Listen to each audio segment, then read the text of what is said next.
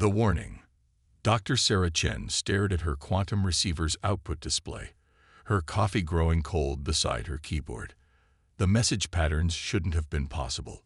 She'd spent 15 years studying quantum communications, trying to achieve what she was now seeing, but this wasn't her doing. This was something else entirely. The quantum communications array in Nevada had picked up the first signal 3 days ago. Initially, her colleagues had dismissed it as background noise, another false positive in humanity's search for extraterrestrial intelligence. But Sarah had noticed something different, a pattern so precise it made her hands shake as she analyzed the data. Dr. Chen, her assistant, Marcus, appeared in the doorway. The director wants to know if you found anything concrete yet. Sarah didn't look up from her screen. Tell him I need another hour. And Marcus, get me access to the quantum computers. All of them. The patterns weren't just carrying information. They were carrying quantum encrypted data packets, transmitted through subspace in a way that defied current physics models. Each packet contained perfectly structured sequences that couldn't have formed naturally. Someone, or something, was trying to communicate. 4 hours later, Sarah stood before the hastily assembled board of the International Space Agency. Her presentation screen showed a simplified version of what she'd discovered, but even that was enough to silence the room. The message repeats every 12 hours, she explained, her voice steady despite her exhaustion. It's being transmitted simultaneously to multiple points across our solar system, using quantum entanglement in ways we've only theorized about. But here's what's important. It's meant for us to find. Admiral James Harrison, the ISA's military liaison, leaned forward. How can you be sure? Because it's encrypted using prime numbers and basic mathematical sequences, a universal language. But more than that, the encryption complexity increases gradually. Like a teaching tool, they're not just sending a message. They're teaching us how to read it. The room erupted in whispers. Sarah continued, pulling up the first decoded segments on the screen. We've decrypted about 20% so far. It's a warning. The ISA director, Dr. Patel, removed his glasses. A warning about what? Sarah took a deep breath. As far as we can tell, it's warning us about something called the Void Collective. The message describes them as consciousness hunters. But there's more. The reason this warning was sent to us specifically, it's because we're different. Something about human consciousness makes us uniquely capable of fighting this threat. Admiral Harrison scoffed. Different how? We're barely reaching Mars, and you're telling me some advanced civilization thinks we're special. Sarah pulled up another data set. These are neural pattern analyses included in the transmission. They show comparative consciousness wavelengths between various species. Look at the human patterns compared to the others. The display showed elegant ordered wavelengths for what were presumably alien consciousness patterns. The human pattern, by contrast, looked chaotic, full of rapid changes and unexpected variations. Our minds are messy, Sarah explained. We feel and think in ways that create complex, unpredictable patterns. The message suggests this chaos, this complexity we've always seen as a limitation, might actually be our greatest strength. The room fell silent as the implications sank in. Humanity had always imagined first contact would come from a position of technological inferiority. No one had considered that our primitive emotional minds might be exactly what an advanced civilization needed. Dr. Petal broke the silence. How long do we have? Sarah's expression darkened. The message indicates the Void Collective has already entered our galaxy. At their current pace, they'll reach Earth in approximately 8 months. 8 months to prepare for an enemy we know nothing about, Admiral Harrison muttered. Wonderful. That's not entirely true, Sarah countered. The message contains specifications, technical data for defensive systems unlike anything we've developed. But here's the fascinating part. They're designed to work with human neural patterns. It's as if they've given us a blueprint for turning our consciousness into a weapon. The next few hours dissolved into heated debate. Some argued for keeping the information secret to prevent global panic. others insisted on immediate public disclosure. Through it all, Sarah kept returning to her quantum receiver, working to decrypt more of the message. As dawn broke over the Nevada desert, she finally decoded another crucial segment. Her hands trembled as she read it, then immediately called for an emergency meeting. The message hadn't just been a warning. It was a desperate plea for help.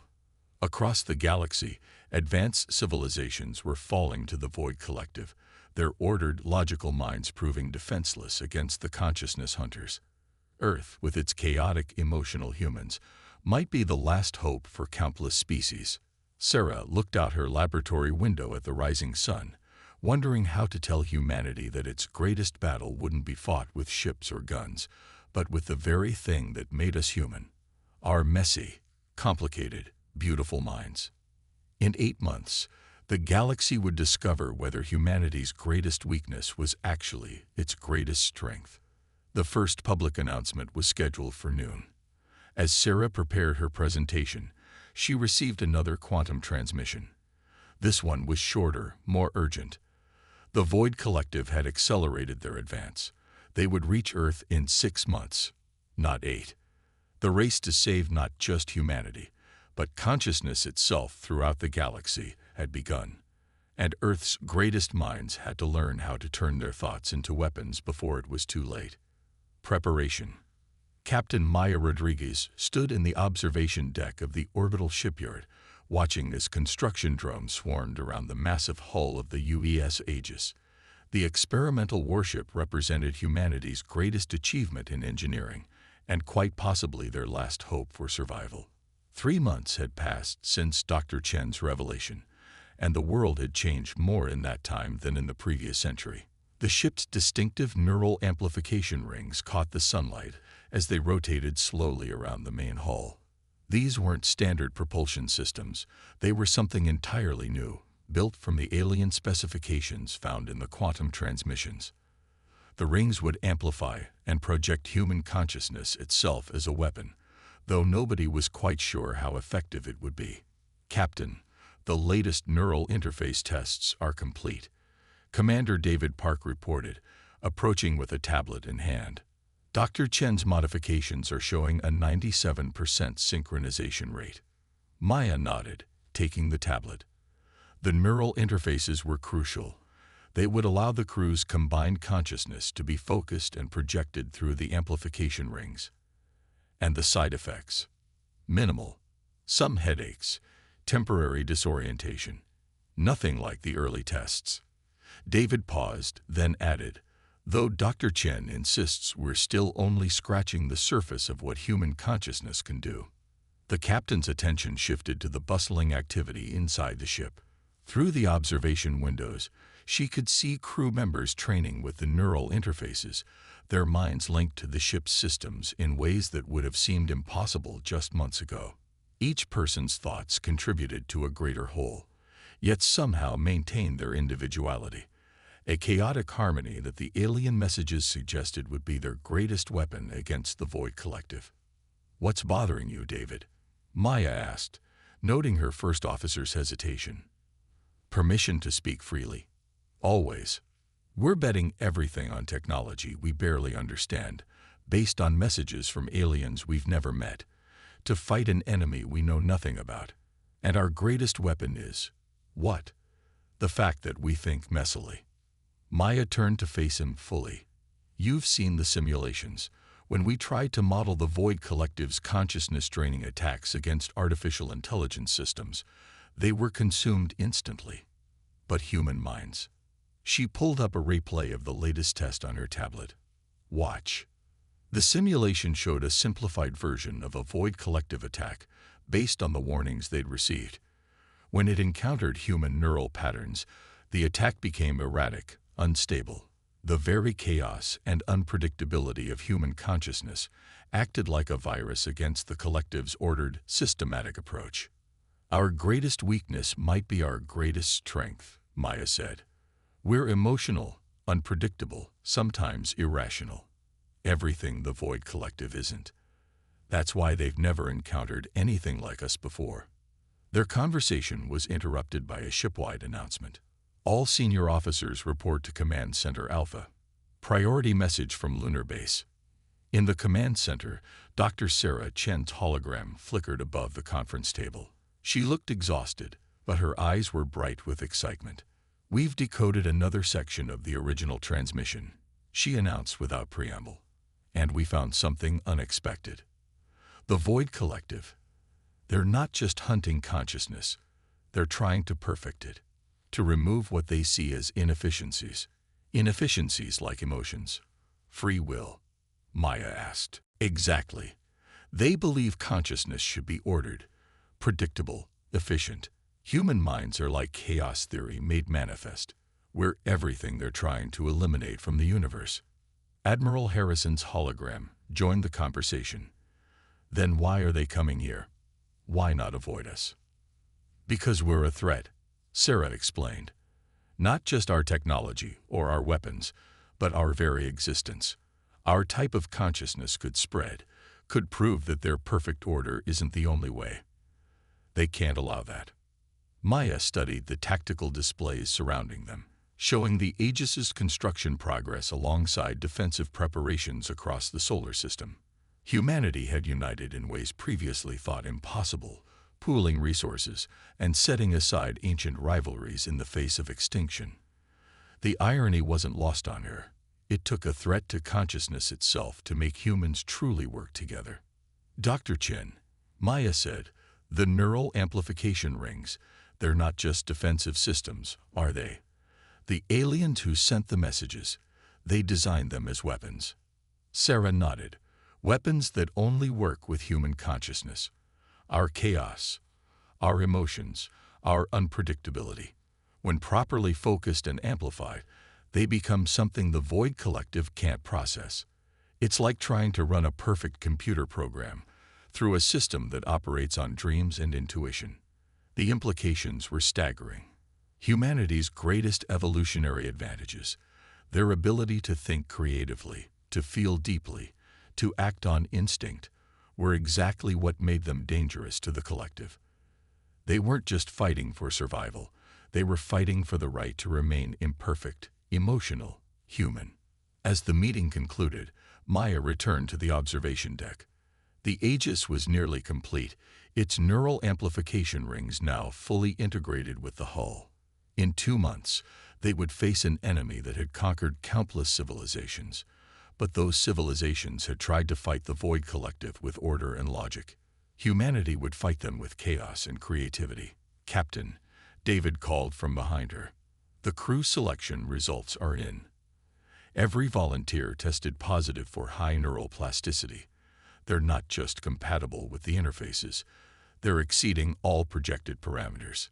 Maya smiled. Of course they were. Humans had always adapted, always found ways to survive against impossible odds. Now that very adaptability would be their shield and sword. "Begin final preparations," she ordered. "It's time to show the galaxy what humanity can do." As she watched her crew prepare for humanity's greatest test, Maya Rodriguez understood something fundamental about their mission. They weren't just defending Earth. They were defending the right of consciousness itself to be messy, emotional, and free. And perhaps that was worth fighting for more than anything else. First contact. The UES Aegis dropped out of quantum space at the coordinates provided in the alien transmission. The neural amplification rings pulsed with residual energy as they spun down, their glow reflecting off the crystalline structures that filled the viewport. They had arrived at what the messages called the Sentinel Outpost, humanity's first deliberate contact with an alien civilization. Captain Rodriguez stood at the bridge's central platform, her mind still adjusting to the neural interface that connected her to both ship and crew. Through it, she could feel the mixture of anxiety and excitement from her people, their emotions creating complex patterns in the ship's consciousness projection field. "Multiple contacts detected," Commander Park announced, his hands moving over the holographic display. 3 vessels, configuration unknown. They're different from anything we expected. The alien ships appeared to be made of living crystal, their surfaces rippling with patterns of light that seemed to respond to thought itself. As Maya watched, the patterns shifted into recognizable mathematical sequences, a greeting in the universal language of numbers. "They're requesting permission to dock," Communications Officer Yuki Tanaka reported. The transmission patterns matched those from the original warning messages. "These are definitely our sentinels." Maya took a deep breath, feeling the weight of history on her shoulders. "Grant permission. Alert Dr. Chen and prepare the diplomatic reception area. Let's go meet our allies."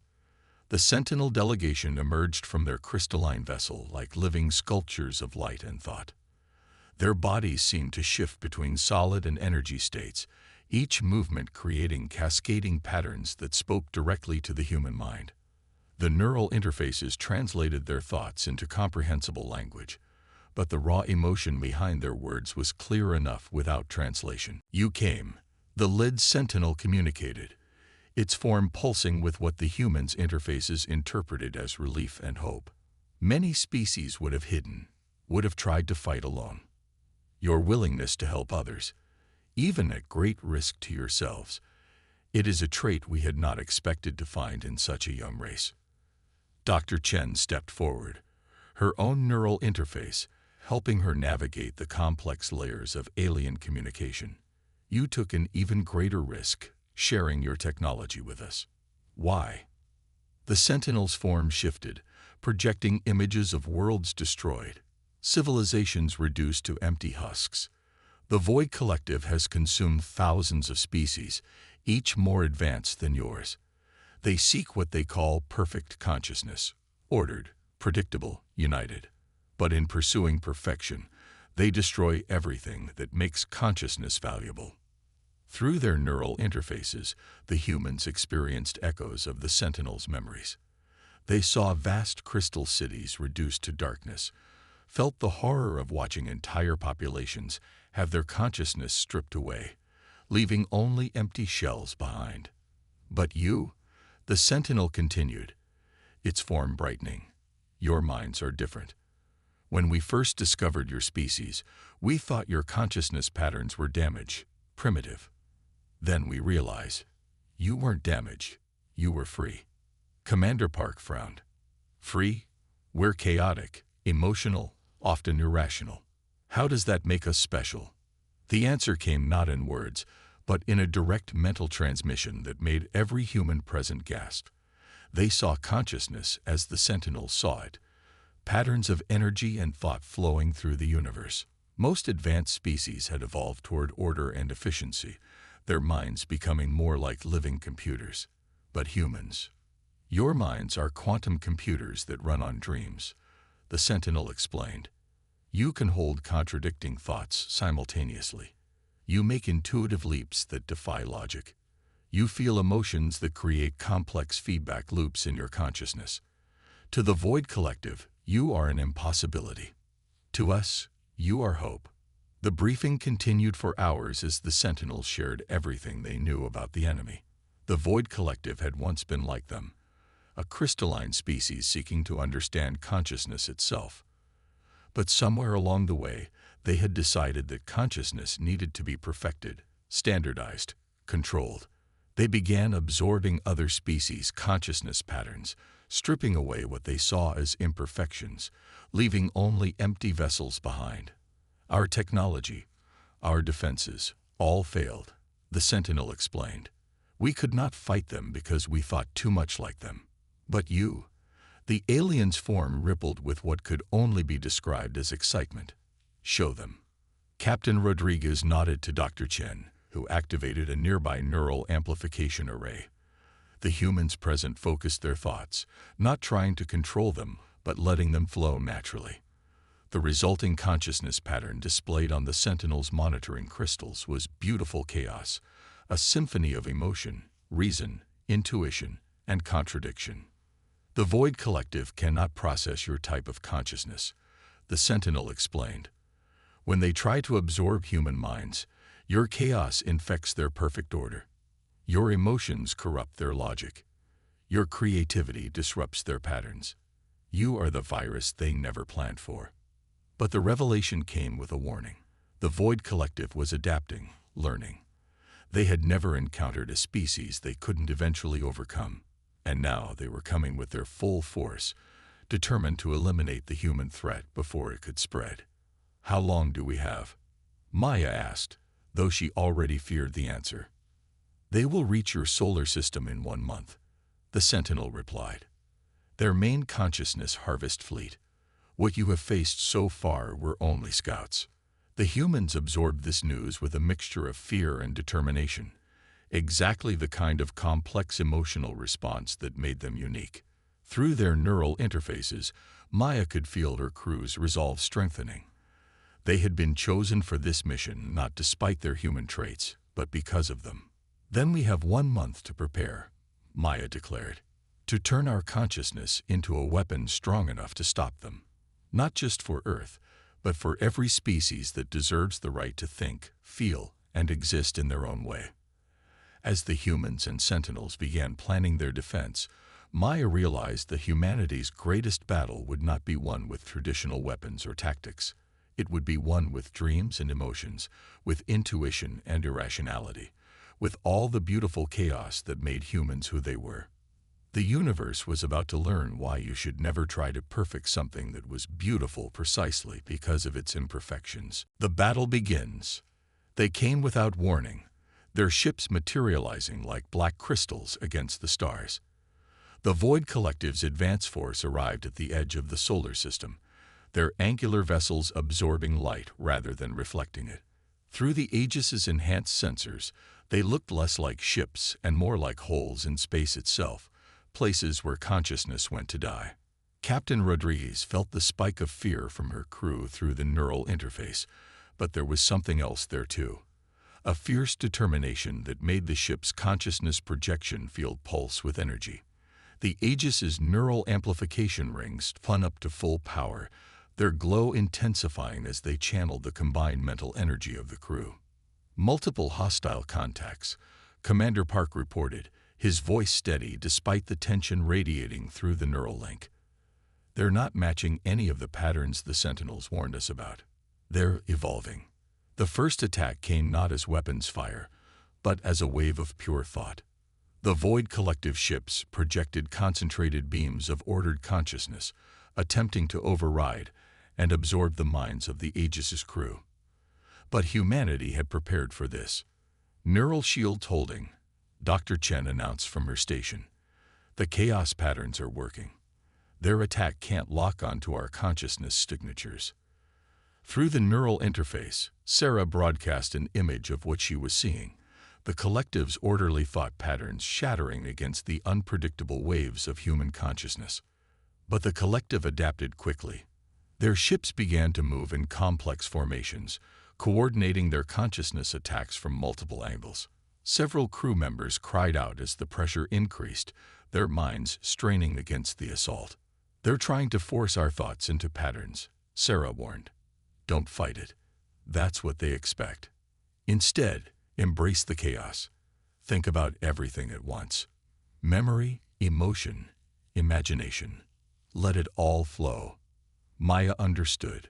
Through the neural interface, she opened her mind fully, letting her thoughts race wherever they wanted to go. She thought about Earth's oceans and her mother's cooking, about her first kiss and her fear of spiders, about quantum physics and bad jokes, and the way coffee smells on a cold morning. Around her, the crew did the same, each mind contributing its own unique chaos to the whole. The effect was immediate. The Void Collective's attack faltered, their ordered patterns disrupted by the sheer complexity of human consciousness. Through the viewport, Maya saw several enemy ships actually recoil, their crystalline structures showing cracks where human thoughts had infected their perfect symmetry. "Now," Maya ordered, "full consciousness projection.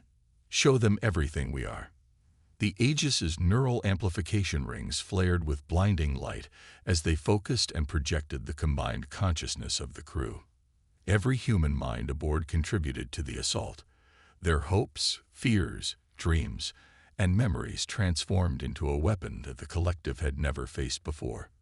The first enemy ship shattered completely, its perfect crystalline structure unable to maintain coherence when exposed to the full complexity of human thought. Others began to show signs of infection, their surfaces rippling with unfamiliar patterns as human consciousness corrupted their unified field. But the collective wasn't finished. The remaining ships shifted formation again, and this time their attack was different. Instead of trying to absorb or override human consciousness, they began reflecting it back, attempting to use humanity's chaos against itself. "Neural feedback detected," Sarah shouted. "They're learning, adapting. Wait."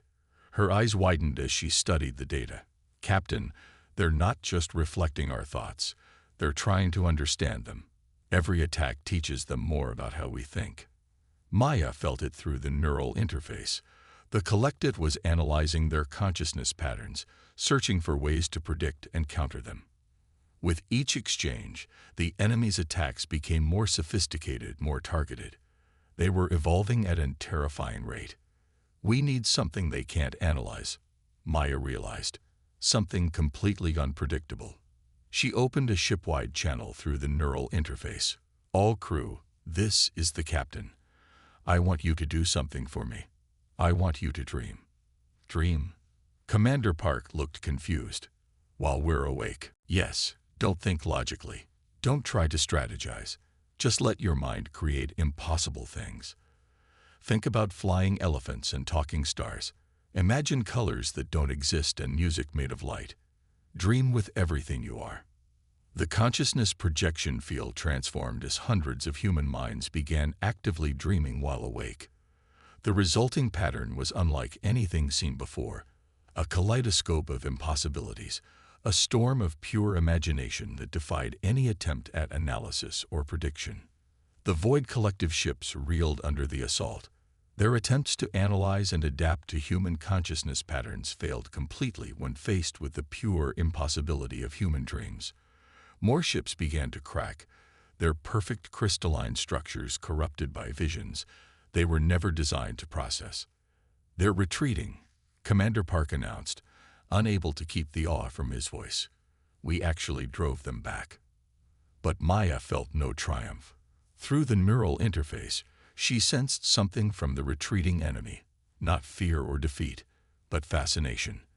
The Void Collective hadn't just been attacking. They had been learning, gathering data about this new form of consciousness they had discovered. "They'll be back," she said quietly. "And next time, they'll bring everything they have." This wasn't just a battle, it was a test. Now they know what we can do, and they'll come prepared to face it. As the enemy ships disappeared into quantum space, Maya looked at her crew. Exhausted but proud, their minds still linked through the neural interface. They had proven that human consciousness could be a weapon, that their chaotic thoughts and impossible dreams could stand against the perfect order of the collective. But they had also revealed their capabilities to the enemy. The real battle was yet to come, and it would take more than dreams to win it. It would take everything humanity was, everything they could be, and perhaps even things they had never imagined themselves becoming. The universe held its breath, waiting to see what would happen when perfect order met perfect chaos in the war for consciousness itself. Humanity's stand. The void between Mars and Jupiter erupted with quantum distortions as the main collective fleet arrived. Thousands of crystalline ships emerged, their perfect geometric forms arranged in patterns that hurt the human mind to observe. This wasn't just an invasion force. It was the manifestation of the collective's ideology, order imposed upon chaos, perfection destroying imperfection. Aboard the Aegis, Captain Maya Rodriguez felt the weight of humanity's last stand through the neural interface. Earth's combined fleet of consciousness-enhanced ships formed a defensive line, their neural amplification rings glowing like new stars. The sentinel vessels flanked them, their crystalline forms pulsing with supportive energy patterns. "They're broadcasting," Commander Park announced, his consciousness signature tight with tension. "Converting to human comprehensible format now." The message was simultaneously beautiful and terrifying in its simplicity. "Your chaos must end. Perfect order will prevail." Resistance only provides more data for optimization. Maya's response came not in words, but in pure consciousness projection. She opened her mind fully, broadcasting the entire human experience. Triumph and failure, love and loss, the messy, glorious chaos of being alive. Around her, the crew joined in, each adding their own unique patterns to the transmission. The collective's first wave advanced, their ships moving with mathematical precision. But humanity had prepared for this moment. On Maya's command, the Earth fleet activated their secret weapon, the Dream Engine. Dr. Chen's voice came through the neural link, steady despite the strain. Dream Engine online. All ships, synchronize your consciousness projection fields. The Dream Engine was humanity's ultimate gamble. Based on their discovery that human dreams could disrupt the collective's perfect order, they had created a device that could amplify and project the pure imagination of thousands of sleeping humans back on Earth. Every dreamer became a weapon, their unconscious minds creating patterns that no logical system could predict or defend against. The effect was immediate and devastating. The first wave of collective ships began to fragment, their perfect crystalline structures corrupted by the impossible geometry of human dreams. But the collective adapted quickly, their ships reorganizing into new formations designed to filter and process the chaotic input. "They're trying to make sense of our dreams," Sarah reported, watching the data streams. They're attempting to dream themselves. This was the moment they had hoped for. Maya gave the signal, and the Earth fleet switched tactics. Instead of broadcasting dreams, they projected pure emotion. Love, fear, hope, anger, joy, all mixed together in a storm of feeling that no purely logical system could process. The collective's response was unexpected. Rather than recoiling, their ships began to resonate with the emotional broadcast. Through the neural interface, Maya sensed something extraordinary. The collective was experiencing feelings for the first time in its existence. "Their consciousness patterns are destabilizing," Sarah announced, her voice filled with wonder. "The emotional input is causing cascade failures in their unity matrix. They're individualizing." The battle became something else entirely. As emotions spread through the collective fleet, their perfect formations began to break down. Some ships moved forward aggressively, while others retreated. Their consciousness patterns, once perfectly synchronized, fractured into distinct individual signatures. They're feeling, Maya realized. Really feeling, maybe for the first time. And they don't know how to handle it. The collective's unified communication dissolved into a chaos of individual transmissions. Through the neural interface, the humans caught fragments of confusion, fear, and most surprisingly, wonder. The very emotions the collective had sought to eliminate were now tearing it apart from within. But victory came with a price. The neural amplification rings on several Earth ships overloaded from the strain of broadcasting such intense emotions. The Dream Engine itself began to show signs of instability as it tried to process the feedback from the collective's emotional awakening. "We need to end this now," Maya decided. Through the neural interface, she addressed the entire fleet. "Everyone, focus on one thing. Hope. Not just your own hope, but hope for the collective themselves. Show them that chaos and order can coexist, that imperfection can be beautiful." The combined consciousness of humanity reached out one last time, not to attack, but to offer understanding. They showed the collective a vision of a universe where perfect order and beautiful chaos danced together, where consciousness could be both logical and emotional, ordered and free. The effect rippled through the collective fleet like a shockwave of awakening. Ships began to power down their weapons, their crystalline forms shifting into new configurations that embraced asymmetry and imperfection. The rigid patterns that had defined their existence for eons began to dissolve, replaced by something new, something that combined their drive for perfection with the freedom to be imperfect. Hours later, as the Earth fleet helped stabilize the newly individualized collective ships, Maya stood on the Aegis's observation deck with Sarah and Commander Park.